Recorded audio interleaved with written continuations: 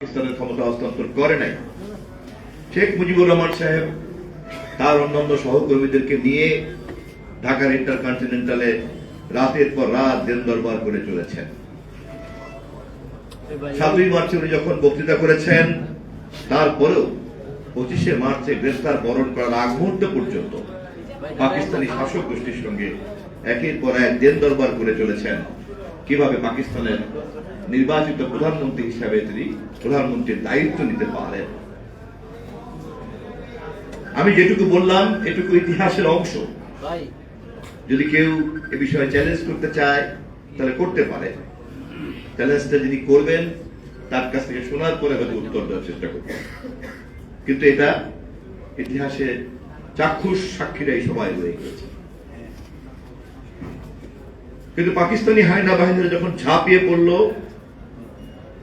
তখন স্বায়ত্তশাসনের দাবিতে যারা ভোট দিয়েছিল তারা পাকিস্তানের রাষ্ট্র কাঠামোর মধ্যে এই হত্যাকারীদের সঙ্গে আর থাকা যাবে না, এই স্বতঃস্ফূর্ত সিদ্ধান্ত নিয়েছিল জনগণ। কিন্তু রাজনৈতিক সংগ্রাম এবং নির্বাচন সংগ্রামে নেতৃত্ব দিয়েছিল যে আওয়ামী লীগ, সে আওয়ামী লীগ তখনও যুদ্ধের সিদ্ধান্ত নিতে পারে নাই। ইতিহাস বলে স্বাধীনতা সংগ্রামের যে দুইটি পর্ব, একটি রাজনৈতিক পর্ব আর একটি যুদ্ধের পর্ব। যুদ্ধের এই ঘোষণা কেউ দায়িত্ব নিয়ে আজ পর্যন্ত বলে নাই কোন দল, কিন্তু জনগণের মধ্যে 25শে মার্চের হায়নাদের আক্রমণের পরে যে স্বতঃস্ফূর্ত ভাবে পরিস্থিতির একমাত্র সমাধান এবং মানুষের যে যুদ্ধের প্রত্যাশা তৈরি হলো তা পূরণ করার জন্য একজন ইন্ডিপেন্ডেন্ট বাঙালি সামরিক কর্মকর্তা 32 বছরের মেজর জিয়া বললেন, আই রিপোর্ট। এর জন্য তাকে কেউ নির্দেশ দেয় নাই, তিনি কোনো নির্দেশ পান নাই, এবং পান নাই বলেই কিন্তু তিনি অত্যন্ত কনফিডেন্টলি নিজেকেই রাষ্ট্রপ্রধান হিসেবে ঘোষণা করেছিলেন। কেননা তার কাছে ছিল দুটি, একটি হচ্ছে পরিস্থিতি তাকে নৈতিকভাবে দেশপ্রেমিক হিসাবে এই দায়িত্ব পালন করা উচিত বলে তিনি মনে করেছেন, এ ব্যাপারে কোনো কনফিউশন তার ছিল না, এবং যেহেতু তিনি কারো দ্বারা নির্দিষ্ট না, সেই কারণে এই ঘটনার দায়িত্ব তিনি নিজেই নিতে চেয়েছেন। এর মধ্যে যে মৃত্যুর ঝুঁকি আছে তাও তার, এর মধ্যে যদি কোনো ঐতিহাসিক কৃতিত্বের ব্যাপার থেকে থাকে তাও তার। অতএব প্রথমে তিনি যে রাষ্ট্রপতি হিসাবে নিজেকে ঘোষণা করেছেন তিনি অত্যন্ত সঠিকভাবেই করেছেন, কেননা আর কারো নাম তার পক্ষে বলা সম্ভব ছিল না। আওয়ামী লীগের তৎকালীন নেতৃবৃন্দরা যখন তার সঙ্গে কথাবার্তা বলে এই দায়িত্ব আওয়ামী লীগ গ্রহণ করেছে বলে তাকে সন্তুষ্ট করতে পেরেছে, তিনি তখনই দ্বিতীয় ঘোষণা দিয়েছেন, রাজনৈতিক সংগ্রামের নেতা ছিলেন যিনি, পাকিস্তানের প্রধানমন্ত্রী হিসেবে নির্বাচিত ছিলেন যিনি, গ্রেপ্তার বরণ করেছেন যিনি, তার দলের তখন সিদ্ধান্তের প্রেক্ষিতে তিনি বলেছেন second time on behalf of Sheikh Mujib, এবং সেই ধারাবাহিকতাতেই যুদ্ধ শুরু হয়েছে। ততক্ষণে শেখ মুজিব পাকিস্তানের কারাগারে, আওয়ামী লীগের নেতারা সব কিং কর্তব্য বিমূঢ় এবং পলায়নে ব্যস্ত। জিয়াউর রহমান তখন তার বাহিনী নিয়ে কালুরঘাটে যাচ্ছেন জাতিকে এই ঘোষণা জানানোর জন্য। 25শে মার্চ দিবাগত রাত্রে রাত 2টার সময় যেই বাঙালি মেজর বিদ্রোহ করে বলেছিল আই রিভোল্ট, সেই বাঙালি মেজরই কালুরঘাট বেতার কেন্দ্র গিয়ে বলেছেন স্বাধীনতা যুদ্ধের ঘোষণা দিয়ে ডাক দিচ্ছি, I major Zia declare independence.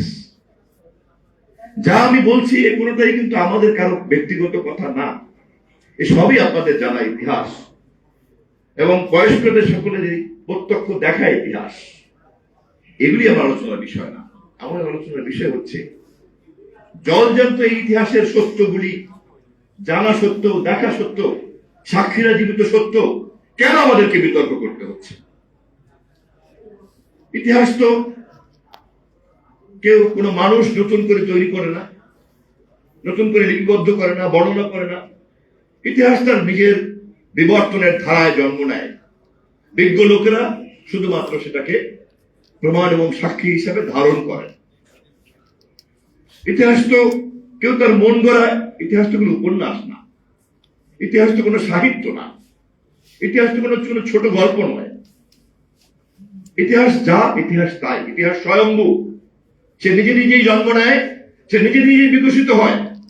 জ্ঞানী বিজ্ঞানীরা সেই ইতিহাসকে গভীরভাবে দেখেন এবং বোঝেন এবং পর্যবেক্ষণ করেন। এর চাইতে বেশি আমাদের কারো কিছু করার নাই।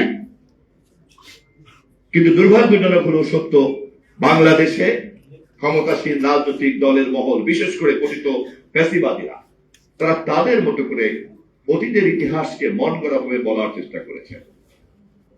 সেই কারণেই I major Zia declare independence এর ইতিহাস মানুষের যেভাবে জানা দরকার ছিল তা তারা জানতে দেয় নাই।